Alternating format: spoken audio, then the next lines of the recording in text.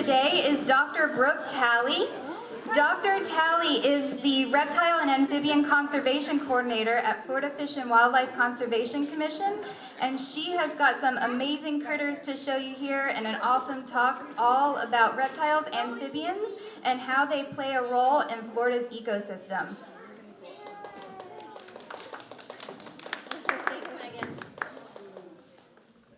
All right, thank you guys. So for anyone over there that wants to come over and hear a little bit more about amphibians and reptiles, feel free to come if you'd like. And if you get bored with me, you can leave. So I'm here as an ocean expert, but the reality is that our amphibians and reptiles, they mostly live in fresh water. And fresh water, though, is a really important resource for the ocean, because where does the ocean water come from? Where do you think it comes from? Yeah, it comes from rivers and streams, right? They come off of the waterways and out into the Gulf. And so I'm joined with a little friend here today. This is an American bullfrog. Yeah, and he's probably the, what's that? That's right, it comes out of the water. And so our American bullfrog here, he's a very common frog. He lives in swamps and streams and lakes and all kinds of things. And so it's really important to keep water quality clean so that frogs like this can survive in our waterways, and therefore can help keep the ocean clean, of course, as well. And so I'm going to put him away real quick, and after my presentation I do have a lot more animals I want you guys to come up and look at if you're interested. So give me 1 second, I've got another friend to show you.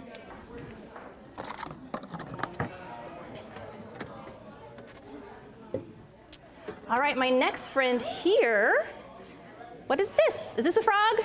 It's a turtle. It's a turtle, exactly. And so this turtle is called a spotted turtle. And if you can see on its back, it actually has some yellow spots. This is a pretty old turtle, and so just like humans, as animals get older, they lose some of their color and some of their beauty, but I think all animals are beautiful, right? So anywho, so this is a spotted turtle. This turtle also lives in swamps and areas like that, and it can really burrow down into the mud and hide. So this is one of the turtles that's not commonly seen in the wild, although there are a lot of them out there. And a lot of people keep these turtles as pets. Why do you think you would have a turtle as a pet? What do you think? Take track of it because it moves so slowly. That is a good guess. So yeah, he said it's easy to keep track of because it moves so slowly. That's true. It's much easier to keep track of these than a frog jumping all over the place. The other reason is because this has beautiful coloration. So beyond the yellow spots, it actually has orange skin. So I don't know if you can see that from where you're sitting. We'll look at it later closer up. But she has orange skin, and this is a female turtle. And she seems to like you guys because oftentimes she brings her head into her shell instead of sticking it out like this. But she's clearly trying to get away from me. So what kind of pollution you think would hurt the freshwater ecosystem where these turtles live? Yeah, what do you think? Paper bags. What's that? Paper bags. Bags? It's actually plastic bags that are the worst. That's true. But yeah, plastic bags can get into the waterways, and turtles can get tied up in them and confuse them for food sources and things like that. That happens a lot with sea turtles actually too. Yeah? They also, the plastic can catch on their head. That's true. The plastic can really catch on their head and on their arms, really any part of their body. What do you think? Yeah, did you have your hand up?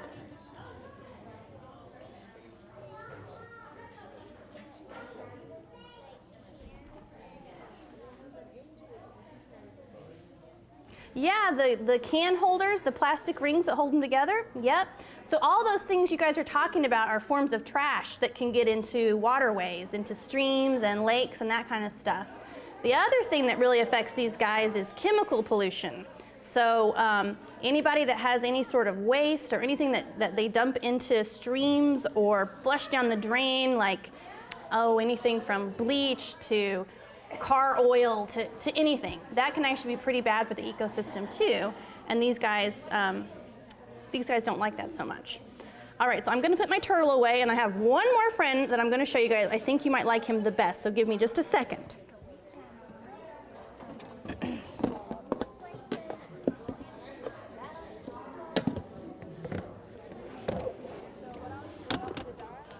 Woo!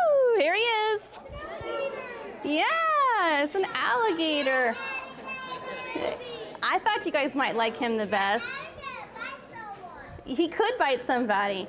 So this little alligator won't. This is one of our education animals, and so we take really good care of him, and he's visited with lots of kids and all kinds of people, and he's never bit anybody. What's that? There is a turtle, the turtle I just showed you. We can look at him a little bit later. You have a turtle at your house? Well, excellent. That's cool. So this is our little alligator. We named him Stubby because he's missing a leg. I don't know if you guys can see that. So he's got 2 front legs and only 1 back leg. And everyone asked me what happened to Stubby. How did he lose his leg? And the truth is, I don't know for sure, because when we got him, it was already missing. What I think happened, if you look at it, there's actually a little stub here, so I think he was born with his leg, and when he was a little baby alligator, he must have been attacked by another predator or another alligator, and they bit it off. So do you think if he was in the wild, he could survive with missing a leg? Yeah, that's what everyone thinks. Everyone thinks no, that he couldn't. The reality is yes, he actually could. Alligators are very resilient, and so they're very good at surviving and swimming. So you guys may have heard just a second ago some croaking sounds coming from the table over here beside me. Those are other frogs that I have to show you at the end of the talk. But anyway, one reason he could survive in the wild is because of this tail. If you cut off his tail, that would be a problem. He couldn't survive without his tail, I don't think. So what do you think he uses his tail for? What do you think? Swimming, yes, definitely. So he motors along with his tail for swimming, and you can see the shape of his tail is, it's like thin in this direction, right, and fat in this direction. And so that's like a paddle moving through the water. So he's very strong. It's just like pure muscle. The other thing that makes alligators really uniquely adapted for the water, what do you think? What's other things that make them adapted to the water? What do you think? Their feet, exactly. So you can see his front feet here are very webbed. And so you and I, we don't have webbing between our hands, not very much anyway. That's because we don't live in the water. But the alligator does. And so he's got these webbing between each of his toes on his front legs and then also on his back leg. You might be able to see that one even the best. And so what does that webbing do? What do you think? What do you think? What's that? I can't hear you. They stick. Oh, you think they stick. So actually they don't completely stick like a gecko. That's a good guess though. Geckos have kind of sticky toe pads and tree frogs have sticky toe pads. The webbing in this alligator's foot is to help him move through the water. So instead of having separate fingers like us, they're all webbed together so he can move quicker. So if you've ever been in the pool with fins on your feet, it's kind of like that. It's like putting fins on your feet. And so the alligator is also really dependent on having clean water. If he doesn't have clean water to live in, he wouldn't be able to survive. And part of that is just he wouldn't be able to live, but he also wouldn't have anything to eat. So what do you think the alligators eat? What do you think? Other fish and other things that live in the same everything but land. So yeah, I heard fish. Yep, they will definitely eat fish if they can get a hold of them. This alligator actually eats a lot of goldfish because he's our pet alligator. So goldfish are very easy to come by. So he eats a lot of fish. What were you going to say, honey?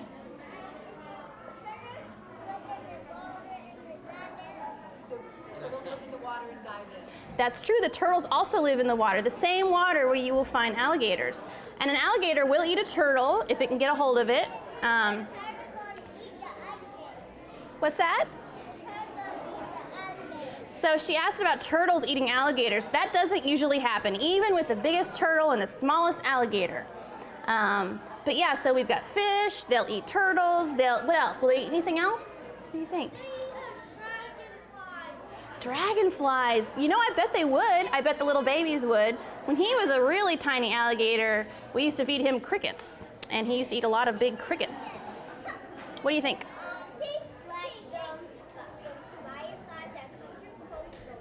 Mm-hmm. Yeah. So she was talking more about dragonflies and fireflies. Fireflies might be a little bit small, but really, in reality, they'll eat anything they can get a hold of. So the one thing you guys haven't mentioned are birds, because you don't necessarily think about birds living near the water. but they will eat birds. They eat birds that will come to the edge of the water, you know, the edge of the lake, and they're looking for insects and stuff like that. And the gator will sit in the water, and as soon as it sees the bird, it'll go out and get it, and then it drags it back into the water. So these are small birds that live at the water's edge. So yeah, so those are the primary food sources for the alligator. But all those things, again, rely on clean water. So we really want to keep our waterways as clean as possible. So who can tell me the difference? Who can tell me the difference between an alligator and a crocodile? Are they the same thing? What do you think?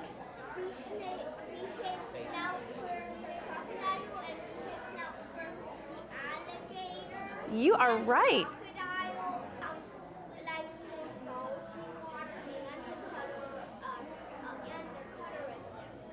That is a very good answer. I think you could give this presentation.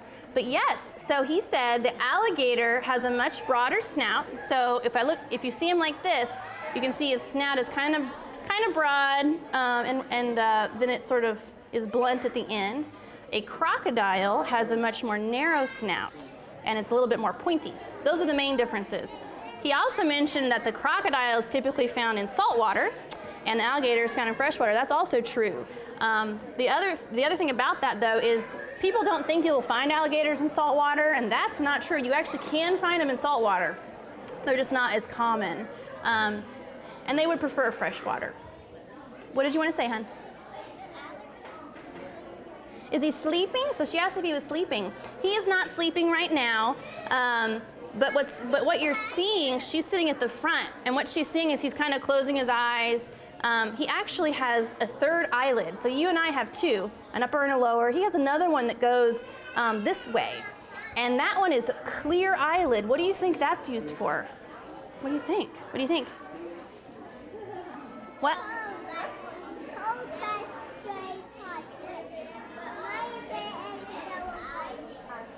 So those are good guesses. The reality is that he's got the one that goes left and right, and it's clear because it protects his eye when he's underwater.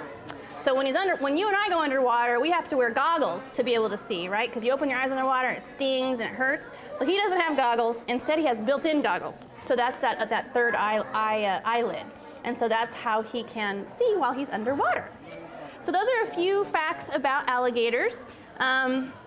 Are there any other questions about anything else that I've talked about today? Because I'm going to come down here and let you guys pet him. Yeah, there's a turtle. Okay, so I'm going to come down here and let you all pet him if you want to. Thank you. So are you done talking? Yeah, I'm good. Cool. Did you want to pet him? All right, let's give Dr. Talley a big round of applause. Thank you. So she's going to come around with the alligator, and you guys can pet him with one finger. And then we also have some frogs and the turtle that you guys will get to pet as well. Thank you guys. So here, I'll come down here. He's totally safe to pet. You just don't want to pet his head because he might not like it. Yeah. So you can